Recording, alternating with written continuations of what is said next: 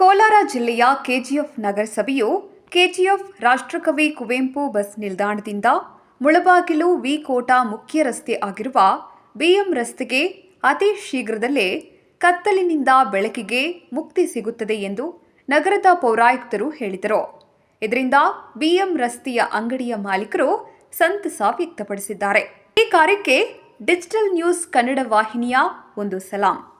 ಎಲ್ಲರಿಗೂ ನಮಸ್ಕಾರ. ಈಗಾಗಲೇ ತಾವು ನೋಡಿರೋ ಹಾಗೆ ನಗರಸಭೆ ವತಿಯಿಂದ 15ನೇ ಹಣಕಾಸು ಯೋಜನೆಯಡಿ ನಗರಸಭೆ ನಿಧಿ ಯೋಜನೆಯಡಿ ಬೆಮ್ಮೆಲ್ ಆರ್ಚ್ನಿಂದ ಹುಡ್ಕಂ ರೈಲ್ವೆ ಸ್ಟೇಷನ್ವರೆಗೂ ರಸ್ತೆ ಆ ಕಡೆ ಈ ಕಡೆ ಭಾಗಗಳಲ್ಲಿ ಪೋಲ್ಸ್ನ ಅಳವಡಿಸಲಾಗಿರುತ್ತದೆ. ಇದರಿಂದ ನಮಗೆ ಪಬ್ಲಿಕ್ಕಿಂದ ಒಳ್ಳೆಯ ರೆಸ್ಪಾನ್ಸ್ ಸಿಕ್ಕಿದೆ.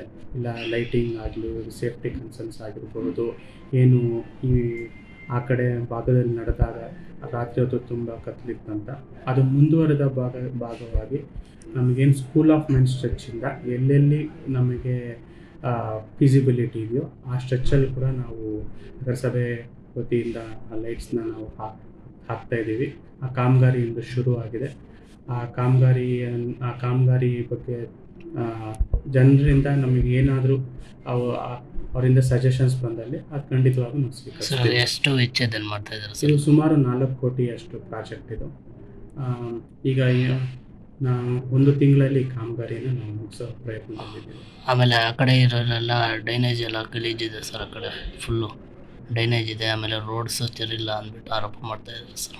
ನೀವು ಆ ಥರ ಇದ್ದಲ್ಲಿ ನಮಗೆ ಲಿಖಿತವಾಗಿ ಅಥವಾ ಮೌಖಿಕವಾಗಿ ತಾವು ದೂರು ನೀಡಿದ್ದಲ್ಲಿ ಎಲ್ಲಿ ಆ ಭಾಗದಲ್ಲಿದೆ ನಾವು ಖಂಡಿತವಾಗ್ಲೂ ನಮ್ಮ ಹೆಲ್ತ್ ಇನ್ಸ್ಪೆಕ್ಟರ್ ಮುಖಾಂತರ, ನಮ್ಮ ಮೇಸ್ತ್ರಿಗಳಿರ್ತಾರೆ, ನಮ್ಮ ಪೌರ ಕಾರ್ಮಿಕರಿರ್ತಾರೆ, ಅವ್ರ ಮುಖಾಂತರ ನಾವು ಸ್ವಚ್ಛತೆ ಮಾಡಿಕೊಡಿಸ್ತೀವಿ.